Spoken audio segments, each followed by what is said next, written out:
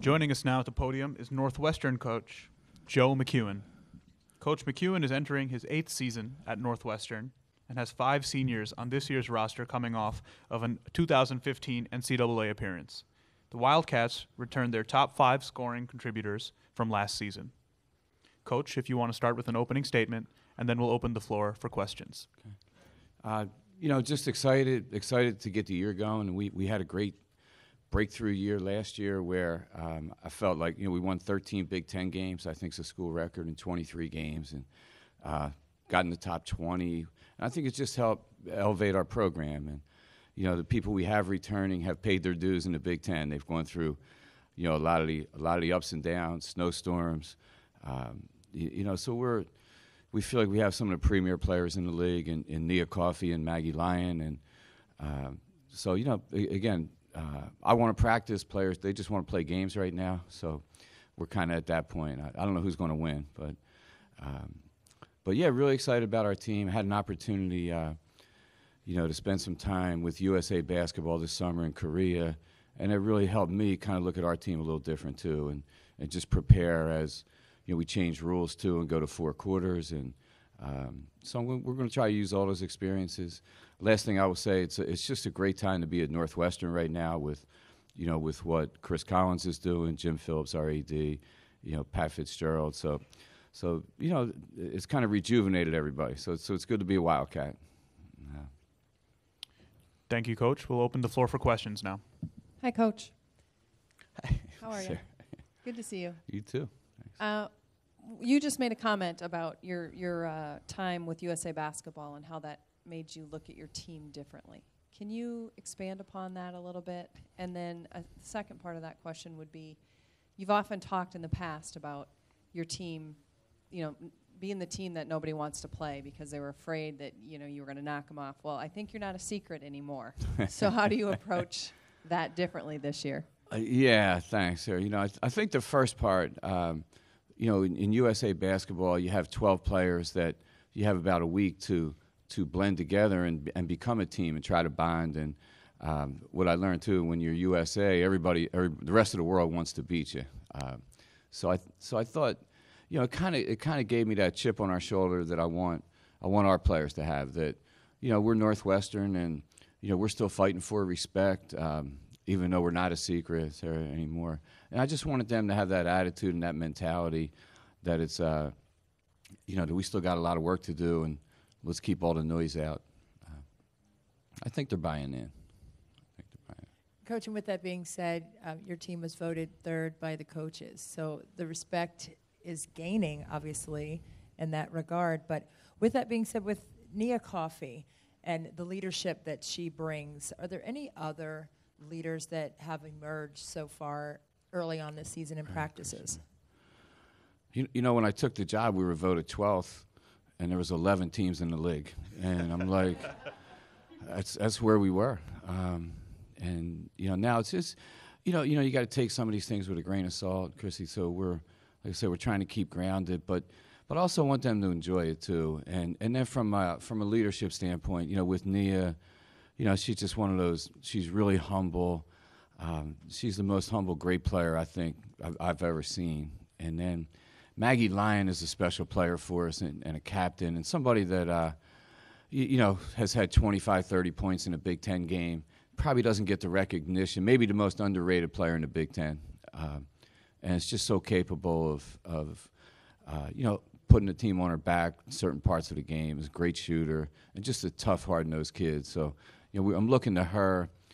And she's a senior. She's been a 4-year starter, and she was a Big Ten Freshman of the Year. So she's really matured into her roles, just has the respect of everybody at Northwestern. Congratulations from getting out of 12th, first of all, Coach. But better than 13th. Take it right. Taking a look at that, what is the biggest change that has to happen when you think about the Marylands and the Ohio States and the Michigan States that are up there in that top echelon? When you go into practice, what is that one key thing that has to be there from your team? Yeah, I think the biggest thing is you got to be consistent. you can't play great one night.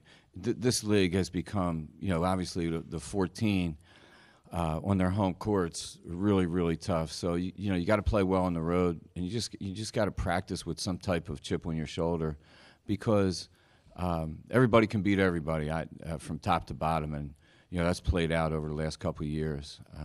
But to be consistent, and just to send a message that practice today is going to help you in the middle of January play Minnesota on the road, or Ohio State, or and sometimes those things are hard.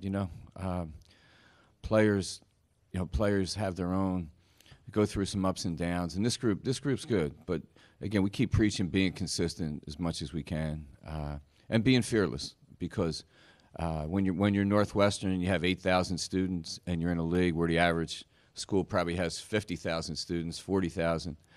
People look at us as an underdog too, and we want to use that to our advantage.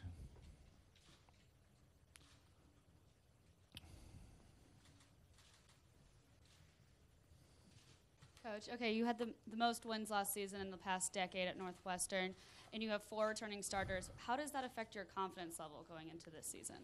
Yeah, I think for them, for coaching staff, our coaches know the pitfalls of what it's like in this conference. So, you can't get ahead of yourself, looking at your schedule or trying to figure out, how to make this trip or that trip. But I think for our players, they just feel like they belong. They feel like we finished 4th last year, and got a double bye in the Big Ten tournament, and it just gave them some confidence that, especially the ones that have been playing for a while, that are juniors, now seniors, they've also been on the other side. They know what it's like.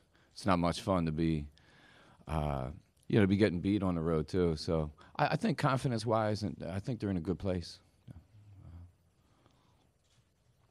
Any more questions?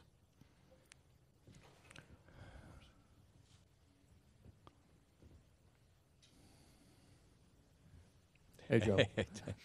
Just basically, I've asked a couple coaches, what do you think about the rules changes that are coming into this season, and do you like them, and what do you think?